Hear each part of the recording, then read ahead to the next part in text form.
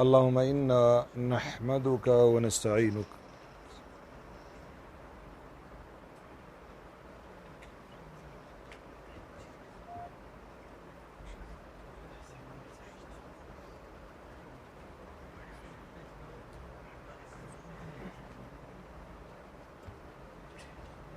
نن پنځه خبرې عرض کوو.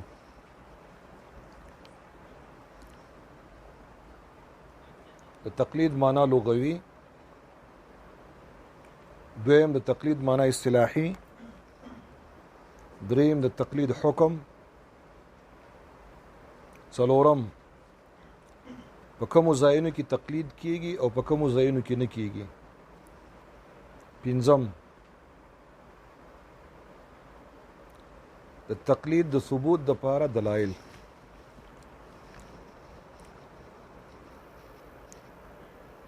تقلید لغت کې مشتق دی د قلادې نه. د قلادې دوه معناګانې دي. یو معنا د پټۍ، القلادة التي تجعل في عنق الحيوان،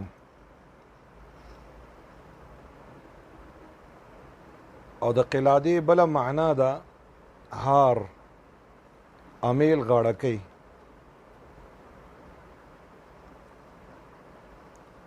بخاری شریف کې روایت راغلی، نورو کتابونو کې مشته.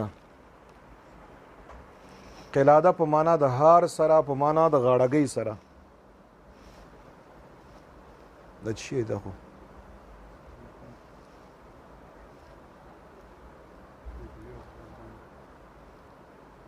کمره دی لګولې ده، دی باندې ټلیفون دی چا دی،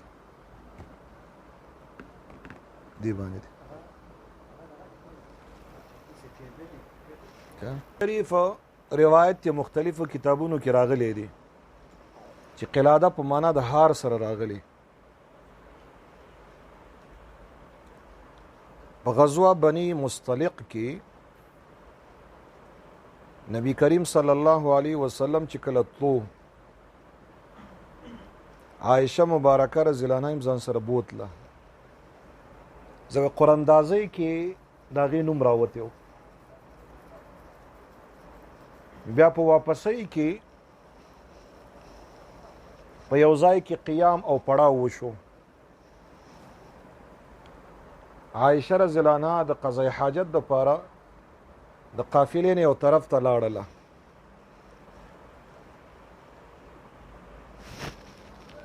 د چا موبایل دی بنګېږي؟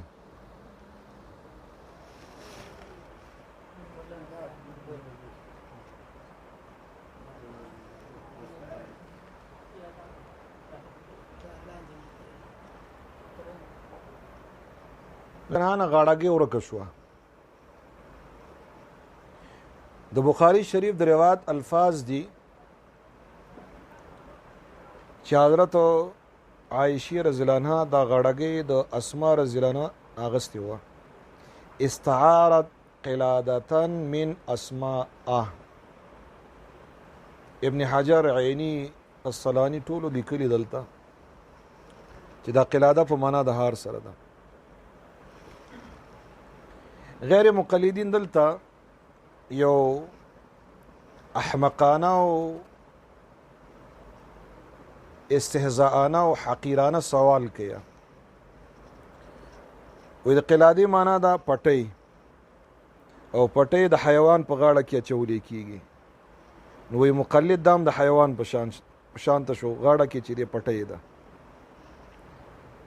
امام چار طرف ته راکاږي و دا ځي.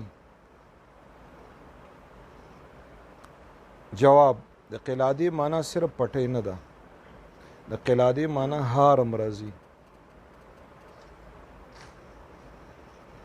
رئیس المناظرین حضرت مولانا محمد امین اکاڑوی صاحب قدس الله سره دې یو الزامي جواب ورکړی دی. و د قلادې دوه معناګانې دي. د یوې معنا تعلق د حیوان سره دی، او د بلې معنا تعلق د انسان سره دی. وی ابناء الحیوان د حیوان معنا اخلي، او ابناء الانسان د انسان والا معنا اخلي. پی پیو شوي؟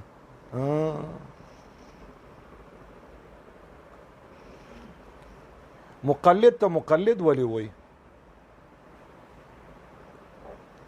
مقلد معنا علما کیا لغتن وې د خپل امام د عقیدت او احترام چې کوم معنوي هار او غاړګي دغه په غاړه کې چولې ده و د غاړګي معنا په کې راغله د خپل مقلد او د امام د عظمت او عقیدت د احترام او د تکریم معنوي غاړګي او هار په غاړه کې چولې دي دا معنا لغوي شو معنا اصطلاحي د حسامی یو شرح دا نومې د نامی اسم با مسمى یقینا کتاب د نامی صفحه نمبر 90 کې د تقلید اصطلاحي تعریف کوي اتباع قول الغير على ظن انه محق د قول غیر اتباع په دې عقیدت چې هغه په حق باندې دی دا تقلید دی عثمان چې د امام صاحب تقلید کو په دې عقیدت باندې چې انه محق هكذا المالکیه وهكذا الشافعیه وهكذا الحنابلة د ټولو امدا فکر او نظر وي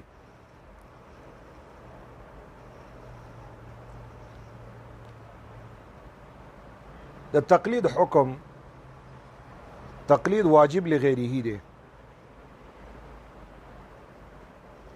واجب لعینه دلیل شرعي دلیل خاص غواړي او واجب لغیره دلیل شرعي دلیل خاص نه غواړي ځکه لعینه واجب نه دی لغیره چې دا واجب لغیره دی د لپاره به وجوهات بیانې او هغه وجوهات به دلایل نه ثابتې نو واجب لغیره خپل ثابتېږي که چېرته یو څوک مقام د اجتهاد ته نه رسېدلی دا په شریعت باندې عمل کوي یا به په خپل طبیعت باندې کوي یا به د بل چا په راهنمایي باندې کوي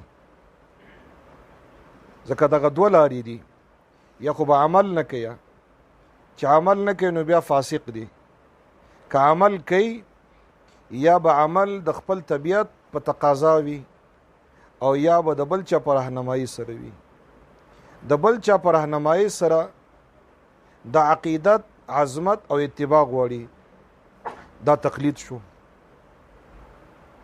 او که چېرته نه کې د بل چا اتباع نه کې راهنمایي نه مني په خپل طبیعت باندې کې نو بیا اتباع د هوا راځي او اتباع د هوا شرعا ممنوع ده الله فرمایي لا تتبعوا الهوا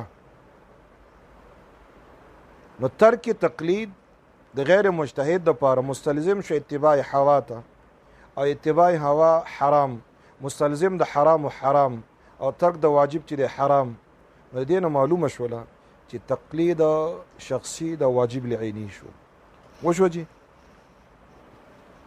استاسو به حواله غواړي چې حواله خو ته پیژ کې چا واجب وي لزان نه ورته واجب وي امام قرطبي رحمت الله علیه لیکلی دی يجب على العامي تقليد العالم عامي مراد غیر مجتهد دی عامي کې دوه اصطلاحات دي یو د عامي د عوامو په اصطلاح کې او یو د عامي د کتابونو په اصطلاح کې د عوام په اصطلاح کې عامي الذي لم يبج په شي نه پويږي شین په ولذي او د کتابونو په اصطلاح کې الذي لم يبلغ درجه الاجتهاد مولا علی قاری رحمت الله علیه او حضرت شاه ولی الله رحمت الله علیه او بعض حضراتو دا تحقیق کړی دی نو عامی دلته د کتابونو په اصطلاح کې ځکه د کتاب عبارت مې درته ویلي چې کوم غیر مجتهد دی یجب علیه تقلید العالم د حواله شو